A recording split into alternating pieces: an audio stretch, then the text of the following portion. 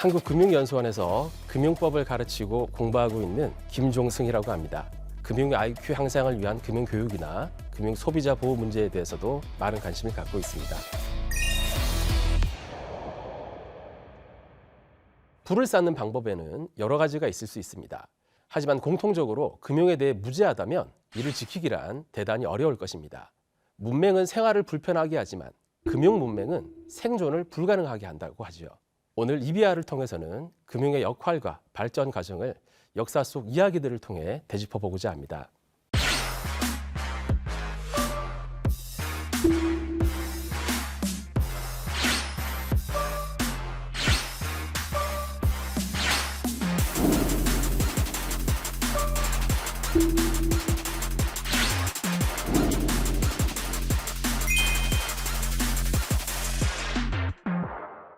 그리스 문화의 상징과도 같은 파르테논 신전은 기원전 5세기경 고대 아테네 시민들이 도시의 수호신인 아테나를 기리기 위해 마련한 신전입니다. 그런데 신전 내부 가장 깊숙한 곳에 일반인에게 잘 알려지지 않은 별도의 공간이 있다는 사실 혹시 알고 계십니까? 바로 오피스토 도머스라 불리는 비밀의 방입니다. 이곳에서는 과연 어떤 일들이 일어나고 있었을까요? 신을 기리는 신성한 공간으로서의 기능이 가장 주요했을 테지만 동시에 신전은 세속의 혼란과 폭력으로부터 차단된 가장 안전하고 튼튼한 장소이기도 했습니다. 따라서 지배계층이나 여러 도시국가들은 돈이나 보물, 귀금속, 문서와 같은 중요한 재산들을 신전에 보관하곤 했습니다. 신전 내에서도 가장 안쪽에 위치하고 있는 비밀의 방은 당시로서는 가장 안전한 금고와도 같았던 셈입니다. 기원전 5세기 펠로폰네소스 전쟁이 벌어질 무렵 파르테논 신전에는 약 3,600만 드라크마의 은화가 보관되어 있을 만큼 그 규모도 방대했습니다. 하지만 이 은화들이 비밀의 방에 고스란히 보관만 되어 있었던 것은 아닙니다. 신전의 사제들은 자금이 필요한 도시국가나 개인을 상대로 돈을 빌려주기도 했습니다. 돈을 빌려준 대가로는 대략 10% 내외의 이자를 받았지만 가난한 사람이나 노예 신분에서 해방되기를 원하는 자들에게는 무이자나 저리로 돈을 빌려주기도 했습니다.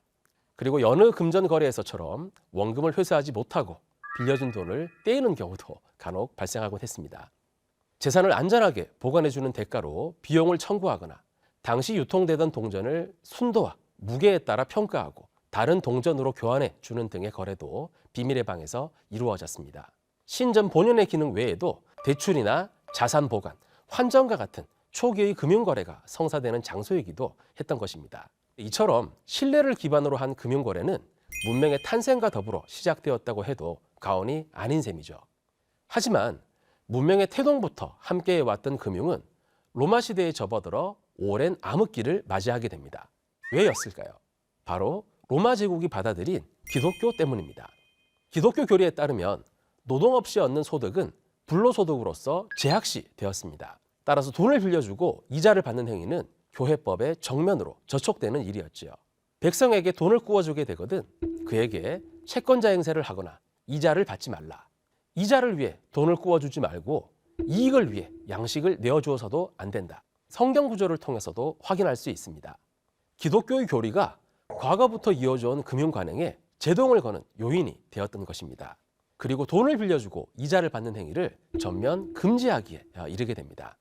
니케아 공의회를 통해서는 월 1%가 넘는 수준의 이자는 고리대금에 해당한다는 공식적인 기준이 마련되기도 했습니다. 고리대금업에 종사할 경우 치러야 할 대가는 컸습니다.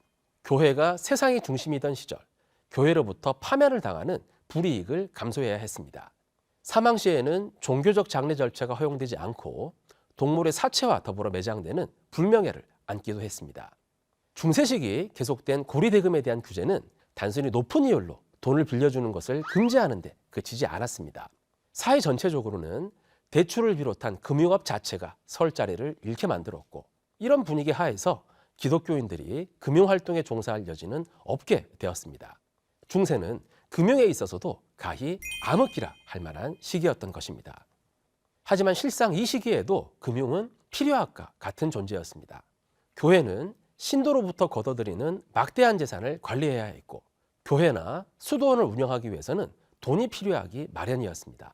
기독교인들을 대신해 필요하게 해당하는 일을 대신 수행했던 사람들은 유대인이었습니다. 유대인은 당시 성경 구절을 통해 금융업에 종사할 수 있는 근거를 찾아냈습니다. 외국인에게는 돈을 빌려주고 이자를 받더라도 형제들로부터는 이자를 받지 마라. 이 내용에 따르면 고리대금은 같은 형제인 유대인을 대상으로 할 때만 금지되는 것이었습니다. 다시 말해 유대인이 아닌 자들에게 돈을 빌려주는 것은 얼마든지 가능하다라는 취지로 해석되었고, 이전까지 주로 상업에 종사해오던 유대인들은 대출업, 금융업에도 손을 대기 시작했습니다. 오늘날 세계 금융시장을 쥐락펴락하는 유대인들의 막강한 영향력은 이때부터 시작되었다고 보아도 무방할 겁니다. 중세시대에 억눌려 있던 금융의 기능이 이들을 통해 일부나마 발휘되었던 것으로 볼 수도 있습니다. 중세의 십자군 전쟁을 거친 후로는 유럽과 중동, 아시아 지역 사이의 교역이 비약적으로 증가하면서 환전상의 활동이 활발해졌습니다. 환전상은 교역을 위해서는 없어서는 안 될 존재였기 때문입니다. 이들은 여러 지역에서 흘러들어온 화폐의 무게와 순도, 금속의 종류 등을 토대로 화폐의 교환 가치를 평가하고 상인들의 어려움을 해결해주는 대가로 수수료를 받았습니다. 물론 당시에도 교회법에 따라 이자를 받는 것은 엄격하게 금지되어 있었습니다. 하지만 돈과 돈을 교환해주는 것은 물물 교환의 일종으로 평가되어 교회법의 제한을 비켜갈 수 있었던 것입니다. 당시 환전상이 거리 한켠에 천막을 치고 방카라고 불리는 자판을 펼친 채 업무를 수행한 데서는 오늘날 은행을 의미하는 단어인 뱅크가 유래되기도 했습니다. 상거래의 증가와 더불어 환전상들은 점차 전문 금융가의 모습을 닮아가기 시작했습니다. 금고를 이용해 화폐를 보관해주고 그 증표로 보관증서를 발급해주기도 했습니다. 이것을 활용해 상인들은 보관증서를 교부하는 것으로 대금 지급을 대신하기도 했지요. 환전은 물론 오늘날의 결제 기능까지 이루어졌던 것으로 볼 수 있습니다. 한편 이전까지 로마 숫자로 거래 내용을 기록해두던 이들의 업무는 이 시기 전래되었던 아라비아 숫자와 십신법의 발달에 힘입어 보다 정교하게 발전해 갈 수 있었습니다. 또한 교육이 늘어남에 따라 점차 어음이나 대출, 예금과 같은 분야로도 외연을 확장해 나갔습니다. 소위 은행가라 불리는 사람들이 나타나기 시작한 것이죠. 그리고 이렇게 축적된 경험과 노하우를 바탕으로 이후 메디치 가문으로 대표되는 중세시대 대규모 금융업자들도 출현하게 됩니다. 메디치가는 원래 피렌체를 중심으로 금융업을 영위하던 여러 가문 중 하나에 불과했습니다. 하지만 교황청의 환전 업무를 맡게 되면서부터 그 역할이 점차 중대해지게 됩니다. 당시 교황청은 유럽 전역으로부터 어마어마한 헌금을 걷어들이고 있었기 때문입니다.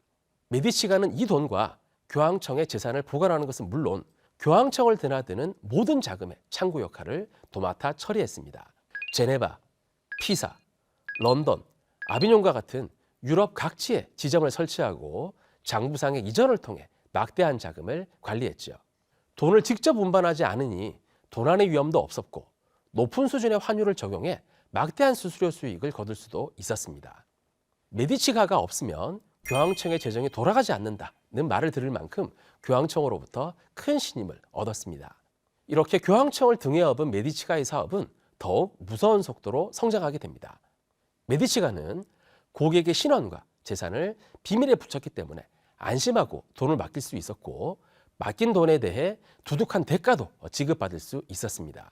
하지만 이들에 대한 대가는 당시 금지되던 이자 형식이 아니라 감사의 의미로 재량껏 지급한다는 의미에서 선물로 포장되어 지급되었습니다.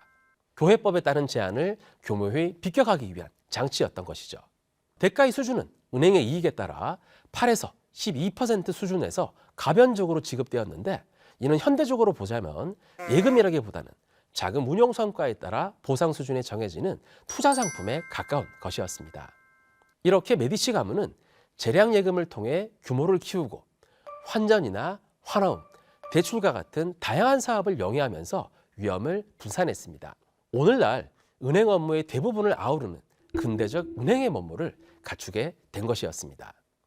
계속해서 고리대금을 금지해오던 중세 기독교 교리와 금융 세계관이 근본적으로 변화하게 된 것은 16세기 종교 개혁가들의 노력에 의해서였습니다. 대표적인 인물은 교회의 면죄부 판매에 반대하며 종교 개혁 운동을 촉발했던 마르틴 루터입니다.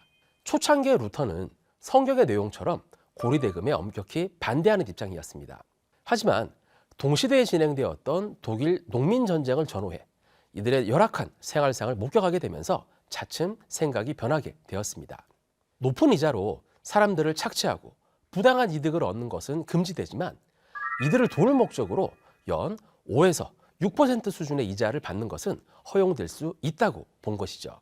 츠빙글리, 칼벤과 같은 종교 개혁가들도 마찬가지였습니다. 가톨릭 교회 역시 기존의 입장을 정면으로 번복하지는 않았지만 종교개혁 이후 5% 수준의 이자는 사실상 용인해주는 분위기였습니다.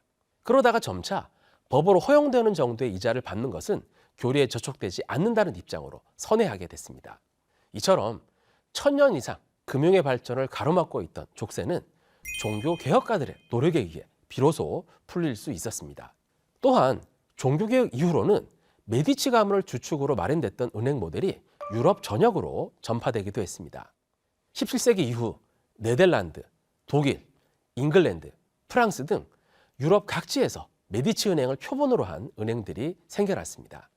비록 메디치 은행은 지금은 사라지고 없지만 이들의 유산은 현대 은행의 모습으로 여전히 우리 곁에 남아 있습니다. 여러분은 혹시 금융하면 어떤 느낌이 드시나요? 을에 복잡한 수학 공식이나 난해한 전문 용어를 떠올리게 되면서 거리감을 느끼실 수도 있을 겁니다. 하지만 오늘 살펴본 것처럼 모든 금융거래와 상품은 인간의 필요에 따라 그때그때 생겨난 무형의 발명품이며 그 탄생과 배경에 관한 다양한 스토리들을 담고 있습니다.